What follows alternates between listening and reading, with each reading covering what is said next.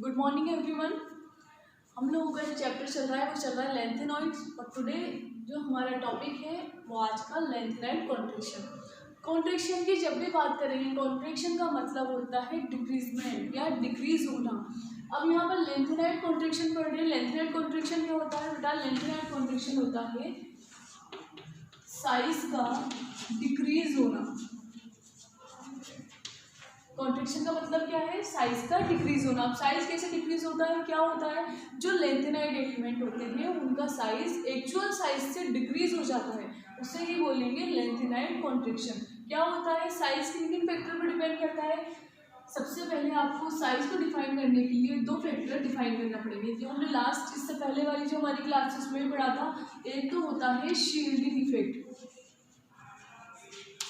Shielding effect, और दूसरा होता है इफेक्टिव न्यूक्लियर चार्ज।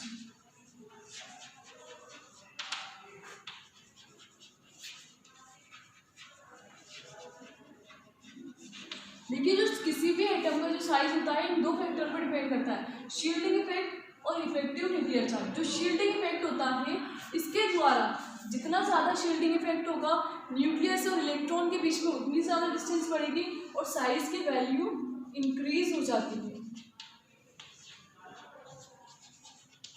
जितना ज़्यादा शील्डिंग इफेक्ट होता है, साइज उतना ज़्यादा इंक्रीज होता है, और जितना ज़्यादा इफेक्टिव न्यूक्लियर चार्ज होता है, साइज की वैल्यू डिक्रीज हो जाती है। ठीक है, इसको हमने पहले वाली क्लास में एक बार और डिफाइन कर दिया। शील्डिंग इफेक्ट क्या होता है? न्यूक्लियस के बाहर जो क्लासेस मिलती हैं, उन क्लासेस के अंदर इलेक्ट्रॉन मूवमेंट करते हैं। जब इनर वाली क्लास जो होती है, अंदर वाली जो क्लासेस होती हैं, बाहर वाली क्लासेस के इलेक्ट्रॉन से इलेक्ट्रॉन के बीच में रिपल्शन होना शुरू हो जाता है। क्या होता है? रिपल्शन। जब रिपल्शन इनके बीच में वर्क करता है तो इन क्लासेस के बीच में डिस्टेंस बढ़ जाती है, और इन क्लासेस के बीच में डिस्टेंस बढ़ेगी तो डिस्टेंस बढ़ने से साइज इंक्रीज हो जाएगा। इसे ही बोलते हैं शील्डिंग इफेक्ट। यानी इनर ऑर्बिटल के जो इलेक्ट्रॉन होते हैं वो न्यूक्लियस को शील्ड कर लेते हैं, तो आउटर मोस्ट ऑर्बिटल के इलेक्ट्रॉन के बीच में रिपल्शन फोर्स काम करने लग जाता है। ये रिपल्शन फोर्स क्या करता है? साइज को इंक्रीज करता है।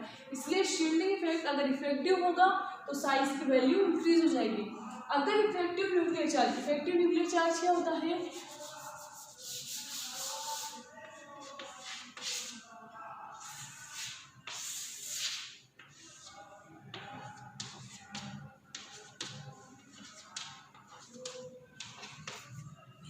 न्यूक्लियस का आउटर मोस्ट शेल के इलेक्ट्रॉन को अपनी ओर अट्रैक्ट करने की पावर को ही इफेक्टिव न्यूक्लियर चार्ज बोलते हैं।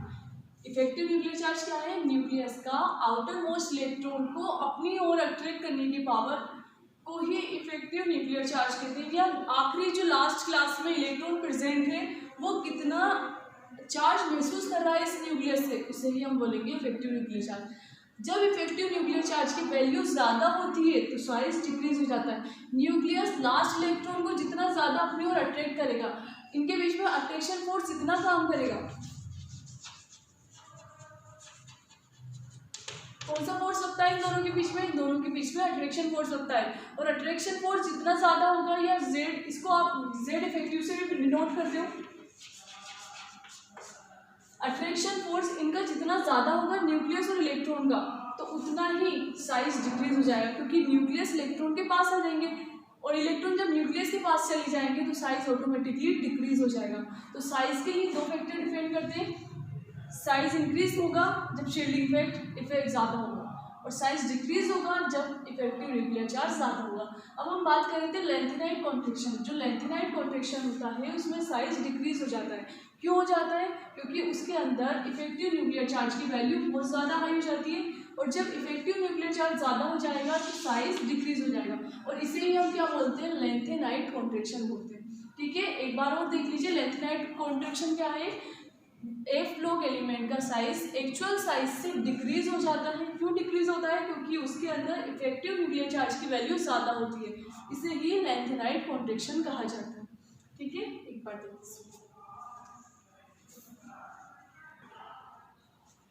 देखिए लेंथेनाइट कॉन्ट्रैक्शन क्या होता है? लेंथेनाइट कॉन्ट्रैक्शन हमने पढ़ा है, साइज का डिक्रीज होना लेंथेनाइट कॉन्ट्रैक्शन होता है। अब क्या होता है, लेंथेनाइट कॉन्ट्रैक्शन जब 4f एलिमेंट में होता है तो 4f एलिमेंट का जो इफेक्ट होता है वो उनके एलिमेंट के ऊपर या पूरी सीरीज के ऊपर पड़ता है। कैसे पड़ता है, क्या क्या इफेक्ट होता है उसको देखते हैं हम। जैसे लेंथेनाइट कॉन्ट्रैक्शन होगा, सबसे पहले तो साइज डिक्रीज होगा, और डिक्रीज होगा तो उनकी पूरी सीरीज के ऊपर इफेक्ट होंगे।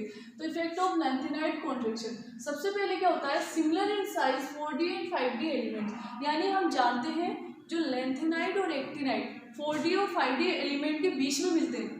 आप लोगों को पता है जब भी हम डी ब्लॉक की बात करते हैं, लेंथेनाइट और एक्टिनाइट जो 4f सीरीज और 5f सीरीज डी ब्लॉक के बिल्कुल मिड में मिलते हैं। अब जब वो बीच में मिल रहे हैं तो उनका इफेक्ट 4d और 5d सीरीज दोनों पर पड़ता है, और उससे क्या रिजल्ट निकलता है, उससे निकलता है कि 4d का जो एलिमेंट होते हैं उनका साइज लगभग किसके बराबर हो जाता है, 5d के समान, या 5d एलिमेंट का साइज लगभग 4d के समान हो जाता है। तो इससे ऑलमोस्ट क्या इफेक्ट करता है, उसमें लेंथेनाइट का आना, बीच के अंदर उन एलिमेंट के लेंथेनाइट एलिमेंट आ जाते हैं। तो लेंथेनाइट एलिमेंट अपने आप में कॉन्ट्रैक्शन कर रहे हैं तो उनका इफेक्ट इन एलिमेंट पर भी दिखता है। जैसे कि मोलिब्डेनम का साइज बिल्कुल टंगस्टन के सेम हो जाता है, जर्कोनियम का साइज हैफनियम के बराबर हो जाता है, जो नायोबियम है, नायोबियम होता है उसका साइज टेंटेलम के समान हो जाता है। तो ये सब क्या है, साइज जो लेंथेनाइट कॉन्ट्रैक्शन है उसी का इफेक्ट होता है। दूसरा क्या होता है कि separation of lanthanide is very difficult, यानी लेंथेनाइट को आप सेपरेट करोगे, यानी उसको अलॉय से, मिक्स्ड मेटल से या बिल्कुल सेपरेट करना चाहते हो तो वो बहुत ज़्यादा डिफिकल्ट हो जाएगा, और उसके ऑक्साइड और हाइड्रोक्साइड और उसके अलग अलग कंपाउंड निकालना बहुत ज़्यादा मुश्किल हो जाएगा। इसीलिए इनके कॉन्ट्रैक्शन होने के कारण, साइज के छोटा होने के कारण इनको सेपरेट करना काफ़ी डिफिकल्ट होता है। थर्ड क्या होता है, basicity of lanthanide hydroxide decrease, जैसे जैसे साइड का अंदर कॉन्ट्रैक्शन होगा, लेंथेनाइट कॉन्ट्रैक्ट होंगे तो लेंथेनाइट के जो हाइड्रोक्साइड है वो भी डिक्रीज होते हुए चले जाएंगे। जो हाइड्रोक्साइड है जैसे कि सीरियम हाइड्रोक्साइड, ये क्या होगा, मैक्सिमम इसकी बेसिसिटी होगी, इसकी बेसिसिटी कैसी होगी, मैक्सिमम।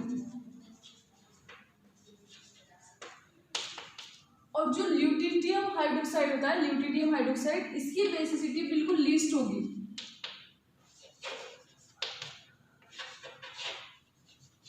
या बिल्कुल लो होगी। तो जैसे जैसे अपन एक सीरीज के अंदर लेफ्ट टू राइट मूव करेंगे, तो लेफ्ट टू राइट मूव करेंगे तो स्टार्टिंग वाले एलिमेंट तो ज़्यादा बेसिसिटी शो करेंगे, और लास्ट वाले एलिमेंट जैसे कि हम ल्यूटिडियम जो लास्ट एलिमेंट है उसकी तरफ मूव करते हुए जाएंगे तो बेसिसिटी ऑल्सो डिक्रीज होती जाएगी। तो ये साइज के फैक्टर है। साइज के फैक्टर है किसकी वजह से हो रहे हैं, लेंथेनाइट कॉन्ट्रैक्शन की वजह से हो रहे हैं। साइज क्या हो जाता है, 4d का 5d से मैच करने लग जाता है, सेपरेशन डिफिकल्ट हो जाता है, बेसिसिटी डिक्रीज हो जाती है, और ऐसे कई सारे बहुत सारे इफेक्ट लेंथेनाइट के ऊपर पड़ते हैं। तो लेंथेनाइट कॉन्ट्रैक्शन क्या है, लेंथेनाइट कॉन्ट्रैक्शन साइज का डिक्रीज होना, एक्चुअल साइज से साइज का डिक्रीज होना, ये क्या कहलाता है, लेंथेनाइट कॉन्ट्रैक्शन। ठीक है, आज का हमारा टॉपिक यही था, धन्यवाद।